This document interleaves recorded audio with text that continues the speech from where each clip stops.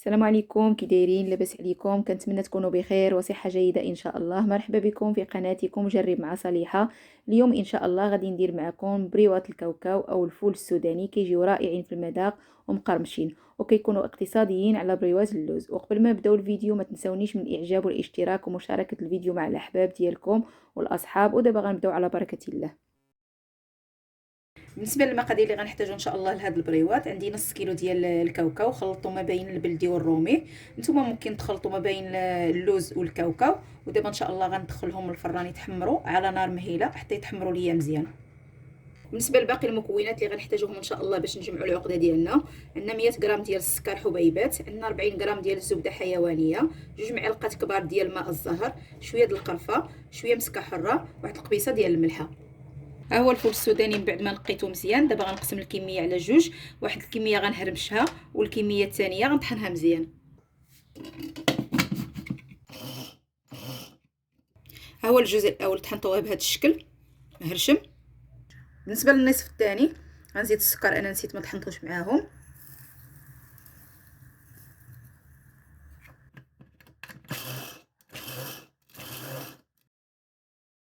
ودابا غنزيدوا المكونات الاخرين، شويه د القرفه وشويه مسكه حره وشويه د الملحه. غنزيدوا ماء الزهر 2 معالق كبارين، ونزيدوا الزبده بحراره المطبخ. الزبده من الاحسن تكون حيوانيه، ما ديروش المارغرين. بسم الله.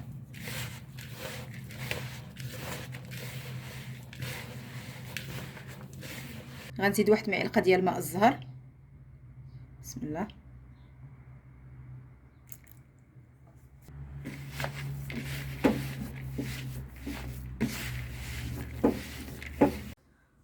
صافي، من بعد ما جمعت العقده مزيان نحاول ندير شي كره في يدي نشوفها واش كتجمع مزيان.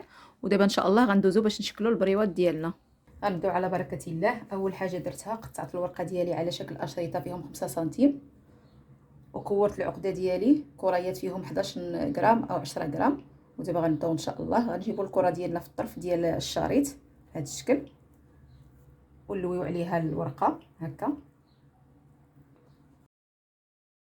ونحاول دابا نعدلها. الحشوه غنوزعها في جميع الاطراف باش تجي لي البريوه ديالي مقاده، ونبقاو نلويو الاطراف هكا بهذا الشكل.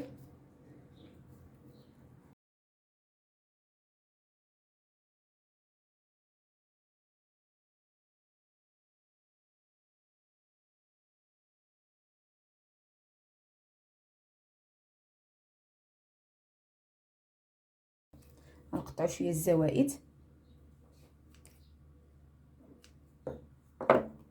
نسدوهم ببياض البيض.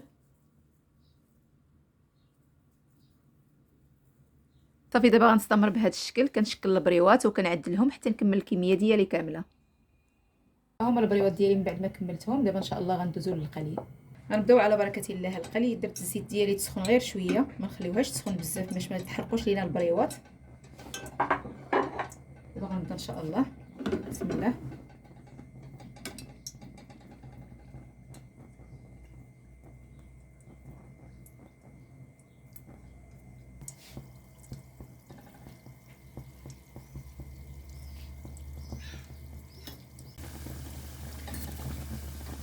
بالنسبه للنار كتكون متوسطه، ما نجهدوش عليهم باش ما يتحرقوش ويطيبوا مزيان.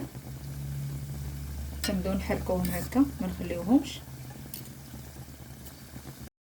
غير يقبطوا شويه في راسهم نبداو نحركوهم.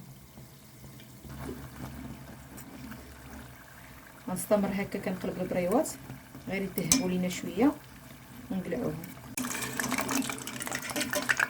صافي، ها هما البريوات ديالنا من بعد ما تحمروا. دابا غنطفيوهم في العسل. صافي، من بعد ما درت البريوات ديالي في العسل غنخليهم واحد ربع ساعه يتشربوا العسل مزيان، عاد غنصفيهم.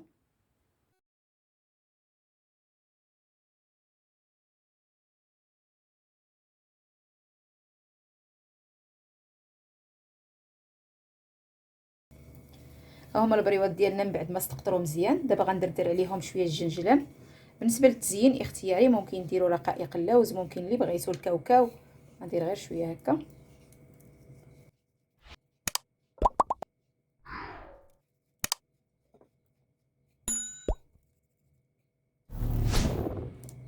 غنستمر بهذا الشكل حتى نكمل البريوات ديالي كاملين ان شاء الله، ونتلاقاو في طبق التقديم. ها هو الطبق الاخير ديال البريوات الكاوكاو، ها هو الشكل ديالهم كي كيجي. ممكن نتوما تغيروا مثلا ديروا اللوز اولا ديروا اي مكسرات نتوما بغيتوها. نتمنى ان شاء الله ينالوا الاعجاب ديالكم وتجربوهم. وما بقى لي دابا غنقول لكم فرجه ممتعه للجميع، الى فيديو اخر ان شاء الله، ورمضان كريم للجميع.